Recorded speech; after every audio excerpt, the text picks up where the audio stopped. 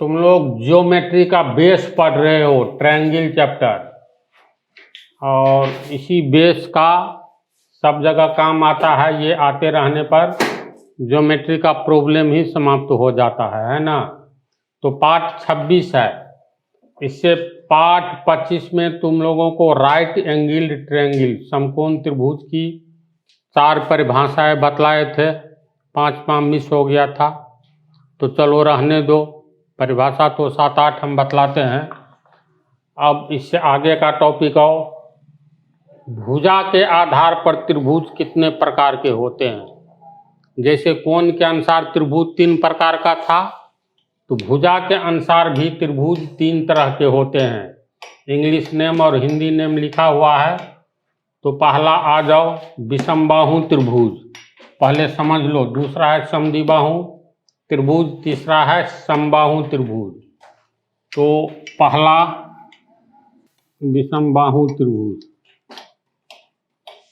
तो इसका अगर हम लोग 2 भाग में बांटे, विषमबाहु त्रिभुज, इसको 2 भाग में तोड़ेंगे तो विषम जोड़ बाहु, यानी इसको तोड़ेंगे तो ये हो गया विषम जोड़ बाहु। विषम का क्या अर्थ होता है? जो एक समान नहीं हो, समझा। सम का अर्थ होता है समान, विषम का अर्थ होता है असमान। असमान यानी जो बराबर नहीं है। बाहु का मतलब भुजा, त्रिभुज तो त्रिजोड़ भुज, 3 भुजा से घिरे क्षेत्र, तो ये हो गया चलो त्रिभुज का त्रिभुज। अब देखो, ऐसा त्रिभुज जिसकी तीनों भुजाएं, त्रिभुज में तो 3 भुजा होती है, असमान हो, विषम हो यानी असमान हो। कहने का अर्थ हुआ, जैसे मान लो ये कोई त्रिभुज है, तो ये भुजा मान लो 5 सेंटीमीटर है, ये 8 है, 8 सेंटीमीटर, तो ये 7 सेंटीमीटर है। ये ABC त्रिभुज है। तो इसमें बोलो तो असमान भुजा वाले त्रिभुज को विषमबाहु त्रिभुज कहते हैं।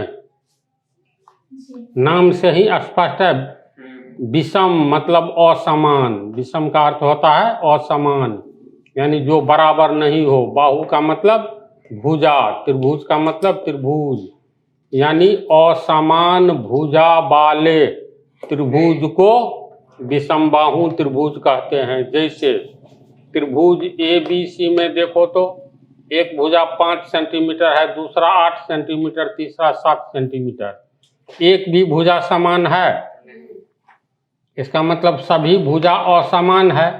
तो ऐसा त्रिभुज कौन सा त्रिभुज कहलाएगा? विषमबाहु त्रिभुज। समझ गया? तो परिभाषा लिखा जाए। देखो मैथमेटिक्स में है क्या, शब्द में ही परिभाषा छिपी रहती है, शब्द में नहीं। लेकिन बहुत ऐसा मिलेगा परिभाषा जो शब्द में ही छिपा रहता है। इसमें तू लोग कभी भूलोगे विषमबाहु, विषम मतलब होता ही है हिंदी में असमान, जो बराबर नहीं हो। सम मतलब समान, अब बी लगा दो वह चिकार, तो विषम मतलब असमान। तो इसको हम लोग तोड़े 2 भाग में, विषम जोड़ बाहु त्रिभुज। विषम मतलब असमान, बाहु मतलब भुजा, त्रिभुज मतलब त्रिभुज। यानी देखो तो इतना ही में असमान भुजा वाले त्रिभुज को विषमबाहु त्रिभुज कहते हैं। कभी भुलाएगा नहीं ना। असमान भुजा वाले त्रिभुज को विषमबाहु त्रिभुज कहते हैं। इंग्लिश में भी परिभाषा लिख दिए हैं। अब उदाहरण, कोई भी ऐसा त्रिभुज लो, बना दो जिसमें भुजा सामान्य नहीं होना चाहिए। एक बात आगे चल करके ज्योमेट्री में बतलाएंगे। त्रिभुज कि दो भुजा का योग तीसरी भुजा के बराबर या उससे बड़ा होता है। जैसे इसी पर आओ, ये तो बात की बात है। असमान भुजा वाला बनाना है तो एग्जाम्पल देखो, पहले समझ लो। जैसे त्रिभुज खींचना भी है, पहला एग्जाम्पल। त्रिभुज बनाना भी है तो तीनों भुजा समान नहीं बनाना है, अंतर कर देना है। जैसे देखो ये इतना बड़ा है तो एक इतना बड़ा कर दो, और तीसरा देखो बहुत बड़ा नहीं हो गया, सबसे बड़ा। अगर हम लोग इसको ए बी सी, तो ये देखो सबसे छोटी भुजा है, उससे बड़ी ए बी भुजा है। अगर ये मान लो 2 सेंटीमीटर है तो ये 2 सेंटीमीटर से बड़ा है। मान लो 5 cm है और 5 cm से बड़ा है, इससे ये बड़ा लग रहा है ना, तो चलो ये 6 cm है सेंटीमीटर। तो ये कैसा त्रिभुज हो गया? विषमबाहु त्रिभुज। क्यों हुआ? असमान भुजा है, ये 2 है, ये 5 है, ये 6 है। समझ रहे बात को? तो परिभाषा शब्द में ही छिपा हुआ है। इसके बाद तुम लोग को राइट एंगल ट्रायंगल समकोण त्रिभुज बतला दिए हैं। मान लो DEF, कोण की चर्चा भी नहीं है। DEF ये त्रिभुज है। ये अगर 3 cm है, ये 4 cm है और ये 5 cm है। चित्र दे देगा, भुजा की लंबाई दे देगा, पूछ देगा यह कौन सा त्रिभुज है। तो अगर भुजा की लंबाई दिया हुआ हो तो उसके आधार पर पता लगा लोगे। जब भुजा एक समान नहीं है अर्थात असमान है यानी विषम है, तो ऐसी स्थिति में विषमबाहु त्रिभुज होगा। जैसे त्रिभुज DEF में एक भुजा है 4 cm, दूसरा है 5 cm, तीसरा है 3 cm, समान नहीं हुआ, तो ये विषमबाहु त्रिभुज हुआ। अस्थिर से पढ़ो ना। तो विषमबाहु त्रिभुज का अगर चित्र बनाना हो तो अपने से बना सकते हो। तीनों भुजा बराबर नहीं होना चाहिए। तो इसको उतारो और इसकी एक परिभाषा और बतलाते हैं, पहले इसको उतार लो। इसकी दूसरी परिभाषा क्या होती है तो तुम लोग थ्योरम ही पढ़ोगे आगे 9th के ही मैथ में।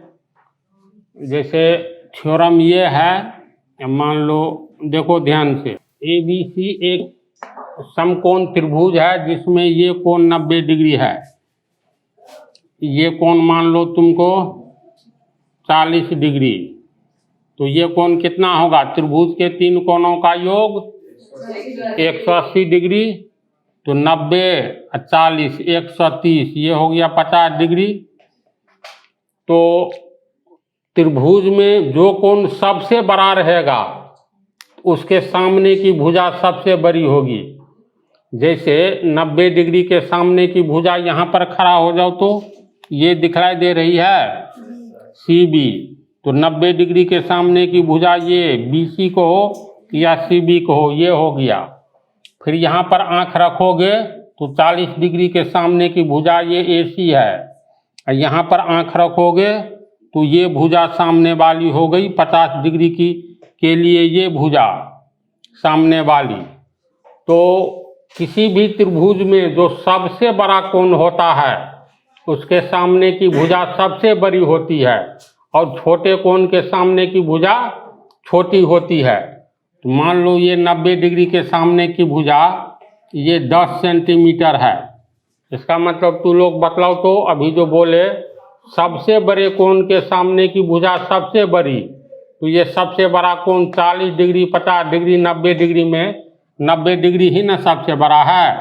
अगर इसके सामने की भुजा 10 सेंटीमीटर है तो 90 से छोटा है 40 और 50, तो हम जो कहते हैं उस पर ध्यान दो ना। ये है थ्योरम, साबित करे कि त्रिभुज के बड़े कोण की सामने की भुजा बड़ी एवं छोटे कोण के सामने की भुजा छोटी होती है। तो पहले 90 डिग्री या 50 डिग्री की बात करो।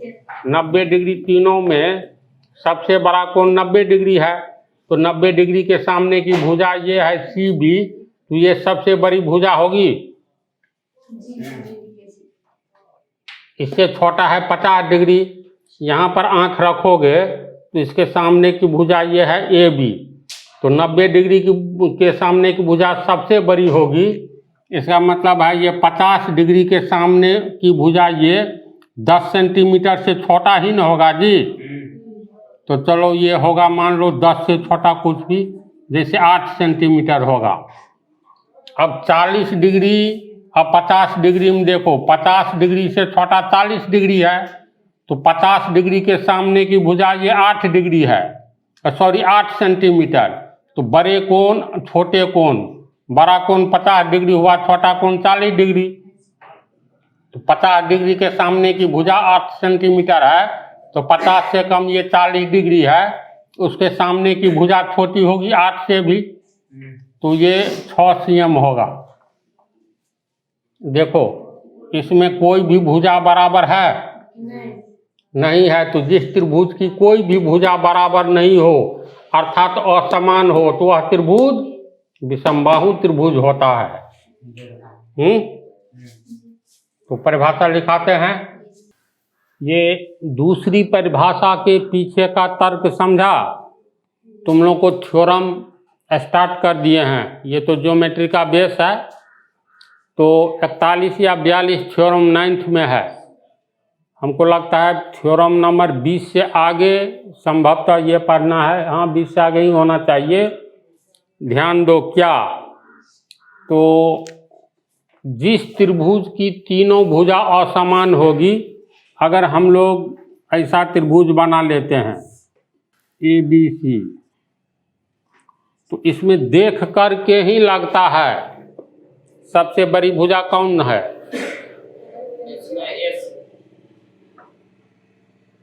सबसे बड़ी भुजा BC लग रहा है, AC तो कह रहा है, लग रहा है जी।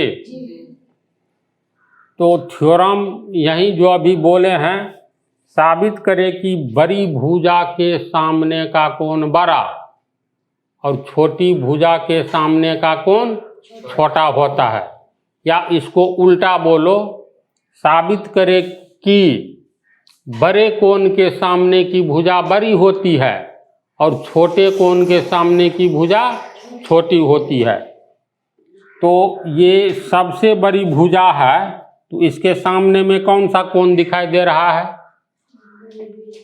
BC के सामने में ये कोण A दिखाई दे रहा है, तो BC सबसे बड़ी भुजा है, तो इसका अर्थ है BC सबसे बड़ी भुजा के सामने का ये कोण सबसे बड़ा होगा। समझा। तो पहली भुजा सबसे बड़ी भुजा है, तो इसके सामने का ये कोण सबसे बड़ा होगा। तो सबसे बड़ा में इसको मान लो 100 डिग्री का है। ये भी याद रखना है, त्रिभुज के तीन कोणों का योग 180 डिग्री होता है।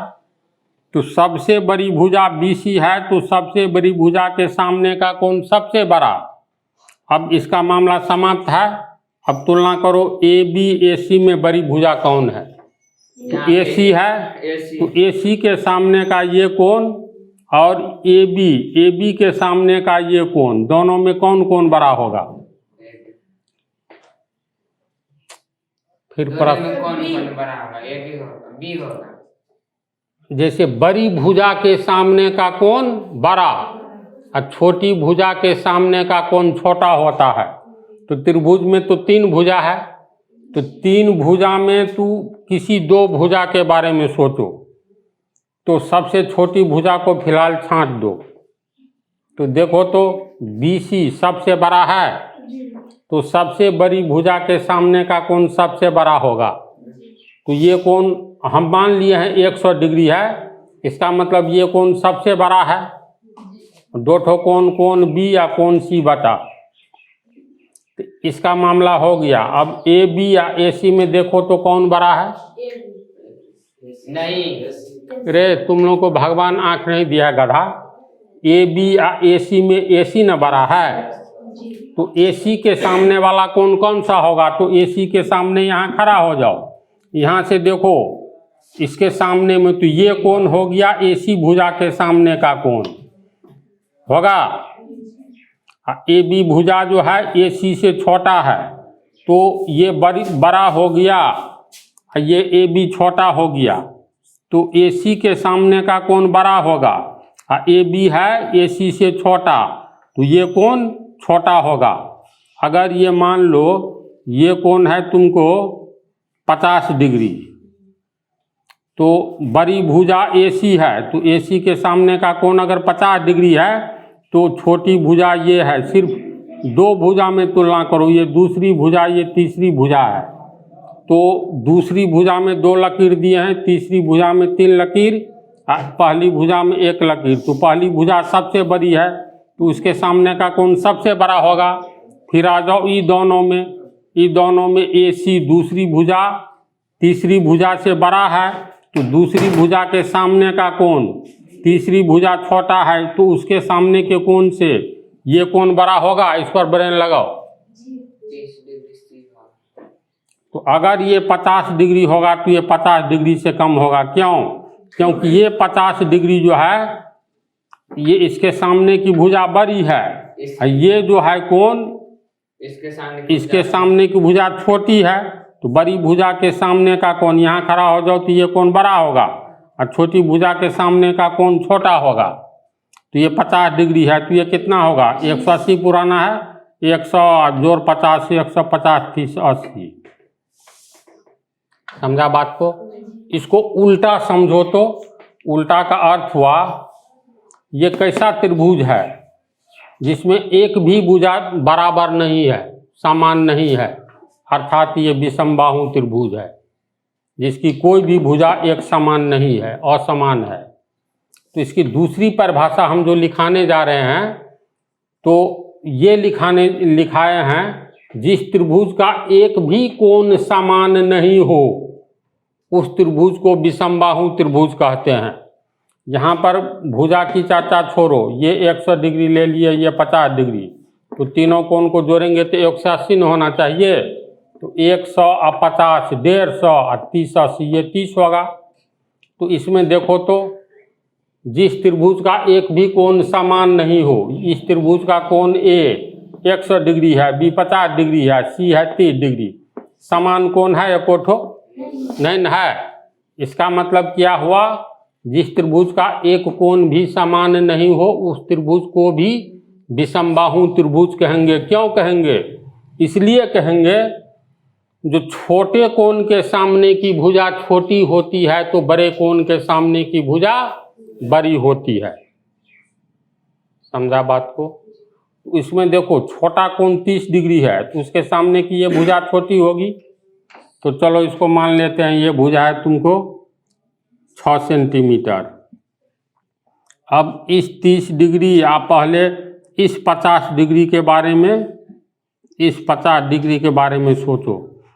छोटे कोण के सामने की भुजा छोटी और बड़े कोण के सामने की भुजा बड़ी होती है, तो छोटे कोण के सामने की भुजा छोटी होती है 6 सेंटीमीटर, तो ये 50 डिग्री है, 30 डिग्री से बड़ा, तो इसके सामने की भुजा 6 सेंटीमीटर से बड़ा होगा। तो चलो इसको मान लेते हैं ये 9 सेंटीमीटर है। इसके बाद फिर आ जाओ, सबसे छोटा छांट दो। ये देखो जैसे 30 डिग्री सबसे छोटा कोण है, इसको छांट दिए, 2 भुजा तो हम लोग निकाल लिए। अब सबसे छोटा कोण के बाद एक बच रहा है, ये 50 डिग्री बच रहा है ना, और ये बच रहा है तुमको 100 डिग्री। तो फिर याद करो, छोटे कोण के सामने की भुजा छोटी होती है और बड़े कोण के सामने की भुजा बड़ी होती है। तो 50 डिग्री या 100 डिग्री में 50 डिग्री छोटा है, तो 50 डिग्री के कोण के सामने की भुजा 9 सेंटीमीटर, तो 100 डिग्री 50 डिग्री से बड़ा है, तो छोटे कोण के सामने की भुजा छोटी होती है, बड़े कोण के सामने की भुजा बड़ी होती है। इसका मतलब इस भुजा 9 सेंटीमीटर से ये बड़ा है, चाहे 10 सेंटीमीटर हो, 11 सेंटीमीटर हो, लेकिन बड़ा है, तो मान लेते हैं चलो ये 11 सेंटीमीटर है। अब ध्यान से देखो तो इस त्रिभुज की एक भी भुजा बराबर है नहीं है, इसका मतलब विषमबाहु त्रिभुज है। तो विषमबाहु त्रिभुज की दूसरी परिभाषा, जिस त्रिभुज का एक भी कोण समान नहीं हो ऐसे त्रिभुज को भी विषमबाहु त्रिभुज कहते हैं। क्यों कहते हैं, हम तर्क दे दिए हैं, ये थ्योरम पर आधारित परिभाषा है। तो अब जैसे में एग्जाम्पल, पहला एग्जाम्पल,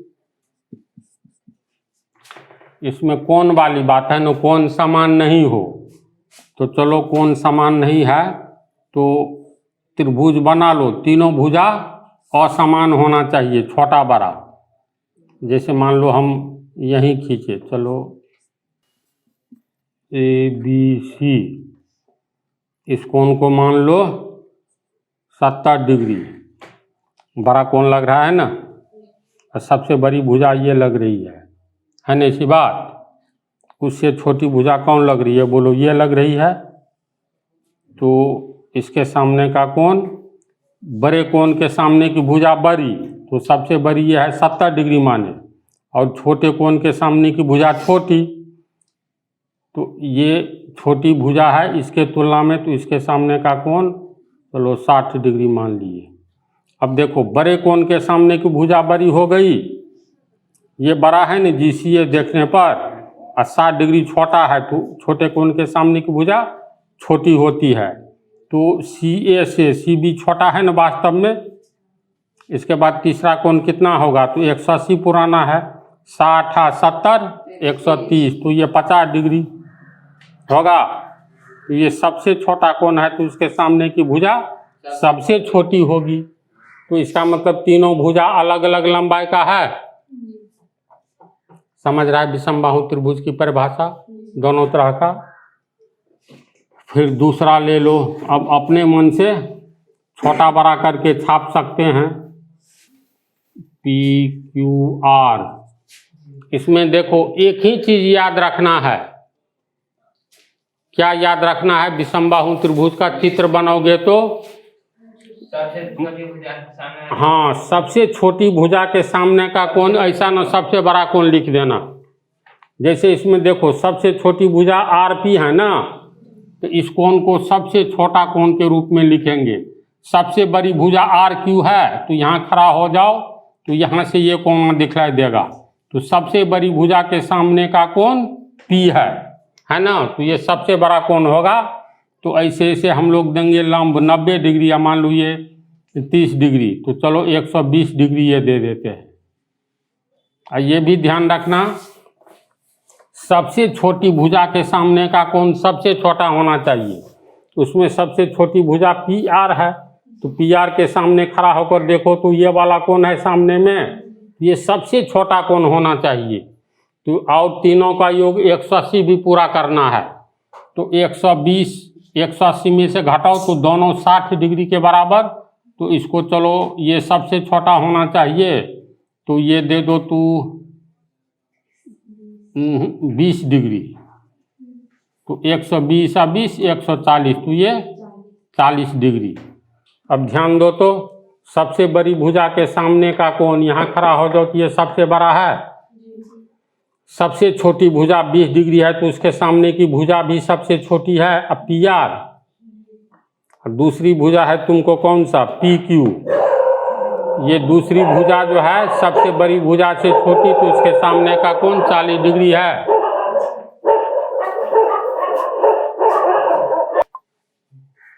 दूसरा है समद्विबाहु त्रिभुज। तो पुनः देखो, जब हम बतला रहे होते हैं तो बोर्ड पर हर हाल में ध्यान दो। इसका दो भुजा, इसका हम लोग समद्विबाहु को तोड़ेंगे तो ये हो जाएगा, देखो सम को निकाल लो, जोड़ द्वि, यानी सम निकाले जोड़ द्वि, क्या बच गया, बाहु, ये हो गया त्रिभुज। सम मतलब समान बराबर, समझा। द्वि मतलब दो होता है, नेपाल में दो को द्वि बोला जाता है। बाहु मतलब भुजा, त्रिभुज मतलब त्रिभुज। अब देखो तो जब समद्विबाहु को हम लोग तोड़े तो क्या क्या मिला, सम जोड़ द्वि जोड़ बाहु, यानी समान बराबर, द्वि मतलब दो, बाहु मतलब भुजा, यानी ऐसा त्रिभुज जिस त्रिभुज की दो भुजा समान हो। देखो या ऐसे पढ़ो, दो भुजा समान हो, त्रिभुज में कितनी भुजा, तीन भुजा, दो कह रहा है गधा।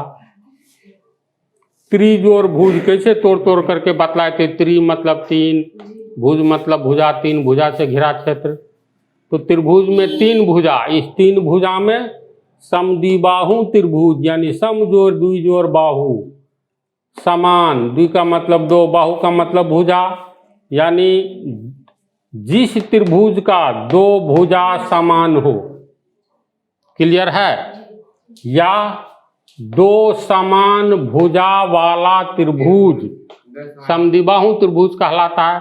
तीन भुजा होता है ये अलग बात है, लेकिन दो समान भुजा वाला त्रिभुज समद्विबाहु त्रिभुज कहलाएगा। क्लियर है, कभी भुलाएगा ऐसा बोलो तो तोड़ तोड़ करके मतलब समझ लो। मरने के बाद जमराज भी पूछे जो बोलो समद्विबाहु त्रिभुज कहते हैं किसे, तो जमराज को भी ऐसे ही समझा देना, कहेगा जाओ पृथ्वी लोक पर अभी और रहो, यानी जिंदा करके भेज देगा। इस तरह से समझो। तो इसकी परिभाषा लिखे हैं,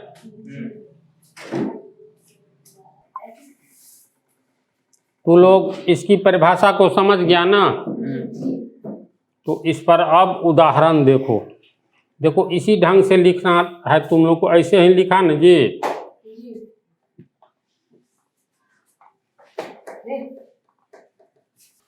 एग्जाम्पल 1, इसमें दो भुजा को बराबर दिखलाना है।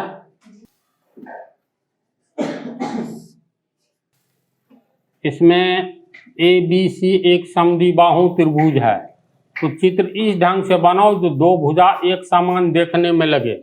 हाथ से गलती भी हो जाती है, लेकिन कुछ कोशिश करोगे तो दो भुजा एक समान बना सकते हो। इसमें अगर AB 5 सेंटीमीटर है और ये AC 5 सेंटीमीटर है, इसके बारे में नहीं ज्ञात है कितना है, लेकिन ये BC 5 सेंटीमीटर नहीं होगा, या तो 4 मानो या 6 मानो। जब सब भुजा बराबर कर दोगे तो ये समजोड़ बाहु समान भुजा वाला, यानी तब समबाहु त्रिभुज हो जाएगा। तो फिलहाल इस पर आओ, त्रिभुज ABC में AB 5 सेंटीमीटर है, AC 5 सेंटीमीटर है, इसको चलो 4 सेंटीमीटर रखते हैं। अब तो क्लियर हो गया यह कैसा त्रिभुज है। ऐसा त्रिभुज है जिसकी दो भुजा AB और AC एक समान है, ये 5-5 सेंटीमीटर है, ये क्या कहलाएगा, समद्विबाहु त्रिभुज। फिर आ जाओ दूसरा उदाहरण, PQR कोई त्रिभुज है जिसमें ये भुजा और ये भुजा एक जैसा है, मतलब समान है।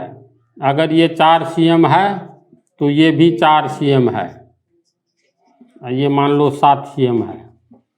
ये कैसा त्रिभुज है, त्रिभुज PQR एक ऐसा त्रिभुज है जिसकी दो भुजाएं PR और QR एक समान है, यानी 4-4 सेंटीमीटर है। इसका मतलब दो भुजा एक समान है तो समद्विबाहु त्रिभुज हो गया।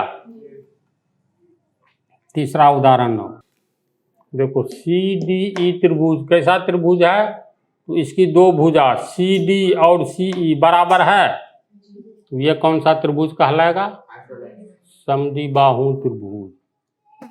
परिभाषा तो लोग समझ गया उदाहरण सहित। इसकी दूसरी परिभाषा लिखेंगे, चित्र को बनाओ। दूसरी परिभाषा, जैसे ये अब थ्योरम हो जाता है, साबित करे कि समद्विबाहु त्रिभुज के समान भुजा के सामने का कोण समान होता है, या समद्विबाहु त्रिभुज में समान भुजा के सामने का कोण समान होता है। तो जैसे मान लो, देखो ये त्रिभुज है ABC, ये कोण मान लो ये कोण है 50 डिग्री, ये कोण भी है 50 डिग्री, तो 50 50 100 ये हो जाएगा 80 डिग्री। तब न तीन कोणों का योग 180 डिग्री। इस त्रिभुज की कुछ विशेषता नजर आ रही है। जिसका दो कोण समान। देखो पहला कोण B और दूसरा कोण C, दो कोण समान है। तो जिस त्रिभुज में दो कोण समान होगा ना, तो समान कोण के सामने वाली भुजा भी समान होती है। तो ये कोण B ये 50 डिग्री है, तो इसके सामने की भुजा कैसे ज्ञात करोगे? तो यहाँ पर खड़े हो जाओ तो इसके सामने में ये AC भुजा दिखाई दे रही है। अगर AC भुजा मान लो 6 सेंटीमीटर होगा, तो इस 50 डिग्री के सामने का तो ये भी तो 50 डिग्री है। यहाँ खड़ा होकर के देखो तो सामने वाली भुजा ये भी है, ये भी 6 सेंटीमीटर ही होगा, गारंटेड। तो इसका अर्थ है या तो दो भुजा समान हो, उस त्रिभुज को कहेंगे समद्विबाहु त्रिभुज, या ऐसा त्रिभुज जिसका दो कोण समान हो, तो ऐसे त्रिभुज को समद्विबाहु त्रिभुज कहेंगे। दोनों परिभाषा याद रह जाएगी। तो परिभाषा लिखते हैं। परिभाषा तो समझ गया। अब एग्जाम्पल, पहला एग्जाम्पल, तीसरा कोण नहीं दिखलाना है। त्रिभुज ABC में दो समान कोण है, तो दो समान कोण है, इसका मतलब ये समद्विबाहु त्रिभुज हुआ, है ना।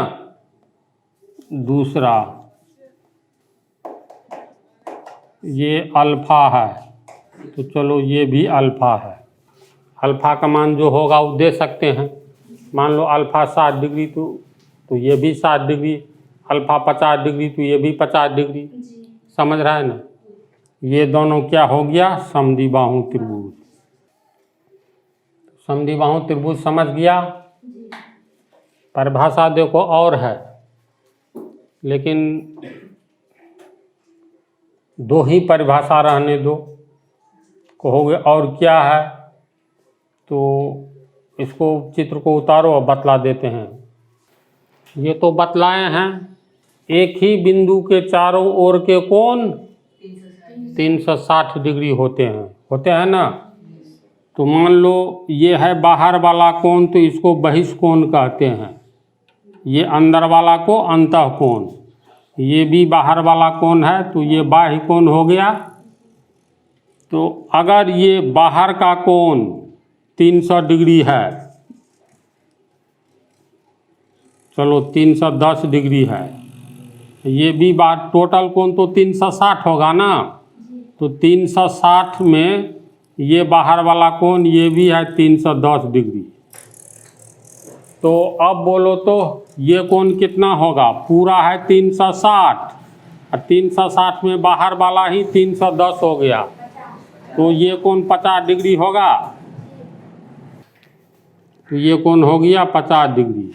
ये टोटल है 360, जिसमें बाहर वाला ही 310 है, तो 50 जोड़ो तो 360 हुआ। तो इसका अर्थ अब देखो, त्रिभुज ABC का दो कोण समान हो गया, इसका मतलब ये समद्विबाहु त्रिभुज हुआ।